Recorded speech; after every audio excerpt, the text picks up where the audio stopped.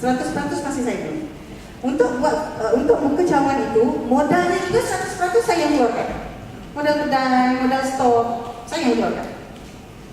Oleh sebab itu, jenis pengembangan bisnes ini lambat. Katalah saya mahu buka tadika. Satu kos tadika katalah RM30,000. Saya perlu ada RM30,000 baru saya boleh buka satu cawangan lagi. Boleh, tetapi dia biasanya agak lambat. Lambat sedikit. Agak-agak kalau kita bisnes, kan, tuan-tuan boleh agak-agak congak-congak bisnes. Kalau kita mahu set up satu bisnes baru, berapa kosnya? Kalau kita mahu buka branch, kos banyak itu yang kita mahu keluarkan. Begitu. Jadi dia lambat, kan? Dia lambat. Kadang-kadang mahu ambil 2-3 tahun baru kita boleh ada satu branch baru. Baik, seterusnya licensing. Licensing ini adalah bisnes yang popular di mana kita menggunakan nama bisnes itu saja. Sebagai contoh bisnes yang sekarang kalau license kita ambil contoh seperti Hilton. Dilicenskan namanya sahaja. Namanya. Tapi pengurusannya, syarikatnya itu lain. Jadi di sini ada yuran-yuran license-nya, ada terma-terma. Siapa yang ada pengalaman bisnes tadika di sini? Tidak ada. Kalau tuan-tuan perempuan pernah ni, seperti artis-artis, mereka melesenkan nama mereka digunakan untuk aktiviti promosi produk. Maka dibayar. Jadi selagi mana orang mahukan nilai itu dibayar. Sebagai contoh katalah Zianazin jadi duta kepada jam Rolex, kan? Jadi katalah brand itu mahu melesen, Zianazin setuju untuk melesenkan namanya mukanya itu untuk promosi selama 2 tahun. Selama 2 tahunlah Zianazin menerima pembayaran lesen itu tadi. Begitu. Kekurangannya ialah, kelebihannya ialah selagi mana orang mahu, orang ambil. Selagi mana, sebagai contoh katalah satu produk kecantikan, ambil katalah produk kecantikan pelangsingan gitu, langsing itu. So dia akan setuju, katalah saya setuju untuk wajah saya kan, nama saya kan, demikian untuk promosi. Tetapi kalau saya dah tak langsing, saya tak mahu. Betul? Gitu. Itu maksud saya. Lesen itu. Kita boleh kembangkan bisnes kita, tetapi selagi mana orang mahu saya saja. Ada nilai yang orang mahu. Kalau nilainya cantik, bila saya dah tak cantik, orang tak mahu lah. Okey. Seterusnya franchising. Baik. Franchising inilah yang ada banyak perkara yang tuan-tuan dan puan-puan perlu semak. Terma, kelosanya, sekatannya, kalau mahu berhenti bagaimana. Ada banyak kes apabila kita mahu berhenti daripada perjanjian franchise, kita diminta untuk melumpuskan aset-aset yang berkaitan. Walhal aset itu kita sudah beli. Wang itu. Kalaupun wang itu loan itu kita yang bayar. Kalau dari segi muamalahnya kan, kalau sudah jual saya tanyakan, kenapa tuan mau suruh saya hancurkan? Kalau tuan mahu, kan belilah semula daripada saya. Jadi klausa-klausa tertentu itu tuan perlu lihatnya. Baik, seterusnya open partnership. Open partnership ini adalah perkongsian terbuka. Partnership ini ada 2 jenis, satu close, satu open. Kalau yang close itu partnership juga, tapi tuan boleh partner dengan saya saja. Close lah. Close. Tapi ini open. Nanti kita kongsikan lanjutnya tentang open partnership. Baik, seterusnya. Apakah perbezaannya antara bisnes dengan sistem open partnership dengan bisnes sistem yang lain? Apa bezanya? Nanti kita lihat. Tapi saya rasa saya sudah ceritakan, tuan-tuan dan puan-puan sudah dapat sedikit. Sudah dapat kan apa bezanya? Baik, seterusnya. Kita lihat yang mana lebih murah.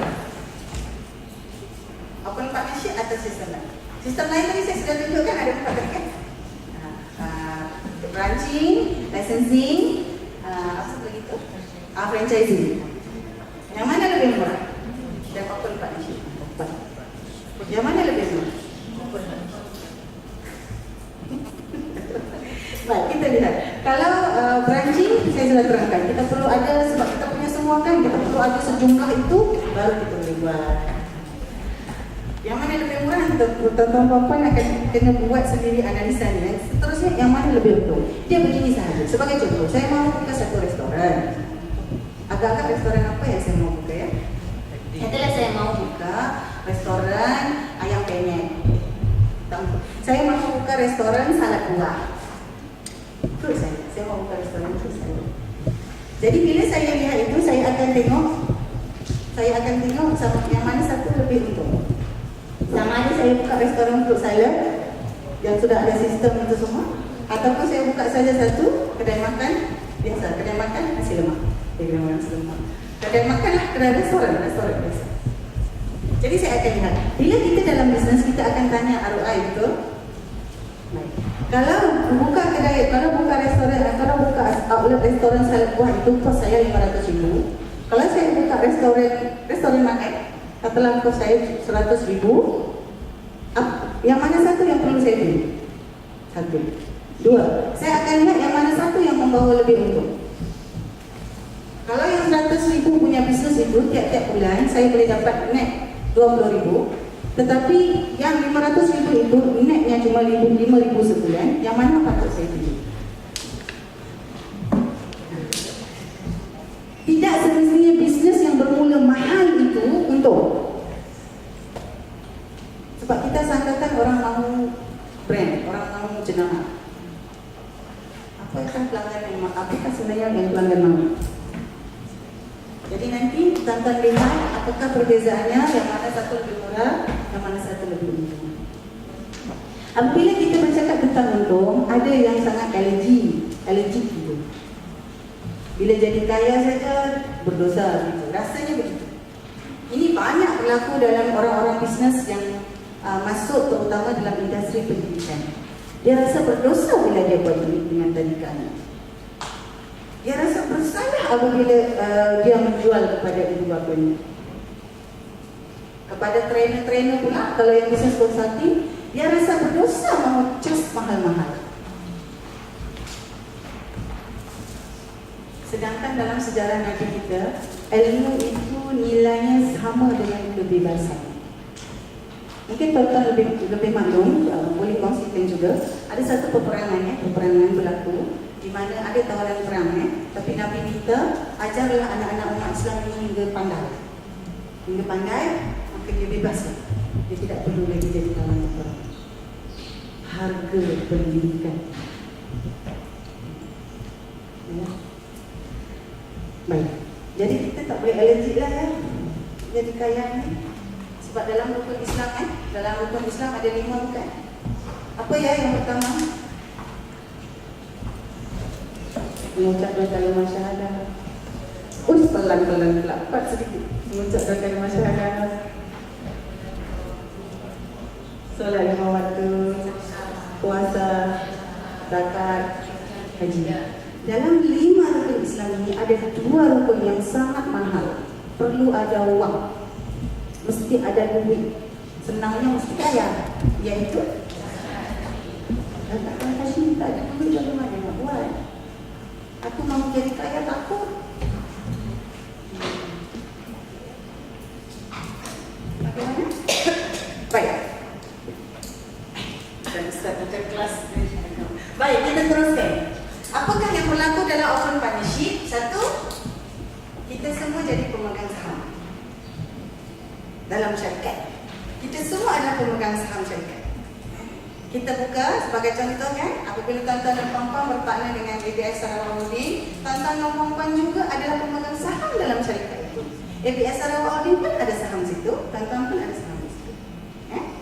Kemudian, kalau bisnes rugi, kita sama-sama lah rugi. Syarikat kita. Kalau dibandingkan dengan sistem lain, tuan-tuan dan puan-puan lihat, kalau kita rugi, kita sendiri rugi. Dia sudah dapat duit dia.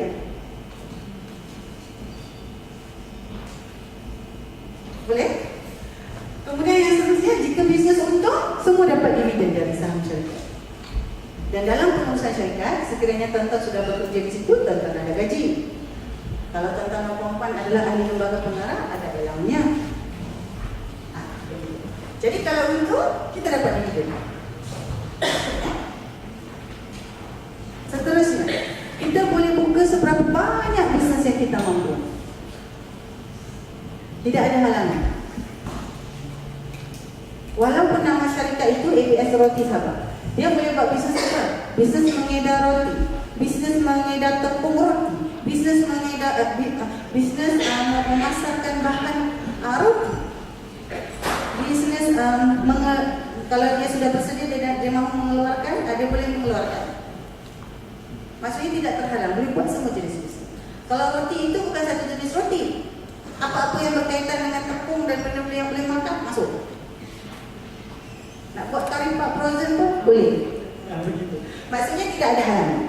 Tidak bermakna bila satu syarikat itu kena buat satu sahaja jenis bisnes. Walau bagaimanapun, apabila kita menggunakan konsep membesarkan kek kita dengan membesarkan kek orang lain, itulah kita menambah partner. Jadi bila kita ada satu syarikat, katalah MBS Sabah Roti, apabila kita ada satu syarikat yang untuk jaga central kitchen saja, kita cari partner lain. Ada satu syarikat yang mahu jaga sebagai contoh bahagian R&D saja, bila dia cukup besar, bila cukup besar baru boleh buat satu syarikat lain dengan rakan kongsi baru. Sekiranya tidak, masih bernama buat satu syarikat. Dan kalau saya berada dalam syarikat roti, katalah di ABS Sarawak kan, saya masih boleh masuk syarikat ABS Sarawak Rental Car gitu. Saya boleh. Tidak ada hal. Saya boleh masuk ABS Sarawak Rental Car boleh.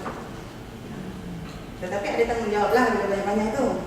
Kalau tidak buat pun nanti pemegang saham tanya. Tetapi tidak ada hal. Tidak ada hal. Kemudian kita boleh berpartner dengan siapa sahaja yang saya suka. Kalau saya kata di dalam syarikat ini saya tak mahu berpartner dengan Puan Muspa, pun tak apa. Sebab di syarikat yang ini saya mahu berpartner dengan Puan Wahi, katalah contoh. Tak ada masalah. Dan kalau saya sudah buka syarikat ABS, tapi saya mahu buka syarikat lain pula, boleh, tak ada masalah. Bukannya kalau saya dah buka syarikat ABS ni tak boleh buka syarikat lain. Kalau saya dah buka syarikat ini boleh. Jadi, katalah sebagai contoh, kita ditanya dengan Central Kitchen. Puan-puan, Central Kitchen ni dia buat roti ABS, tapi dia buat roti lain juga. Ada roti Aminah, roti Hasan, roti Masjid dia buat. Kata, tak ada masalah, boleh jual. Dia gunakan resepi yang sama, tak ada masalah, asalkan dia guna packaging lain. Tak ada masalah. Sebab resepi itu. Ini ada satu lagi. Ini topik lain. Ilmu itu tiada IP-nya. Ilmu itu mesti dikongsi. Yang ada IP, sebagai contoh, kalau saya keluarkan satu modul training untuk kelas open partnership. IP-nya adalah mungkin slide ini. IP-nya adalah kertas kerja. Latihan. Itu dan itu saya kata itu hak saya kalau nak makan kena dapat. Tapi ilmu yang tuan-tuan dapat ni, ilmu yang tuan-tuan dapat bagaimana nak cari partner oleh berada pasal itu tak ada IP, ajarkan semua orang. Jadi macam ilmu membuat roti, tak ada IP-nya. Dia tak boleh ilmu buat roti ni, biasanya buat roti ni semua, ajarkan. Yang IP-nya cuma brand. Apa yang ada dalam brand itu, sistem pergerakan bisnes semua, itu yang dia jaga. Itu sebabnya sesiapa yang datang kelas-kelas BBS, bila dia keluar, dia mengajarkan orang lain. Tak ada masalah, bagus. Ajarkan. Jangan sekat. Jangan disekat ilmu. Kalau ilmu itu disekat, Islam tidak sampai kepada kita. Bagaimana berbisnes mereka? Ajarkan. Tetapi yang IP itu adalah bahannya, bahan. Itu sebab kalau di dalam tadika, cara pembelajaran kita ada satu modul namanya Kelab Arab. Ilmu keusahawanan diajarkan untuk anak-anak kecil. Ilmu itu tak ada IP-nya, ajarkan. Semua tadika pun boleh ambil. Tetapi kalau mahu menggunakan jenama Kelab Arab dengan modul, kertas latihan, bahan-bahan pembelajaran, yang itu ada IP-nya. Kena datang dan minta. Adalah iurannya bayar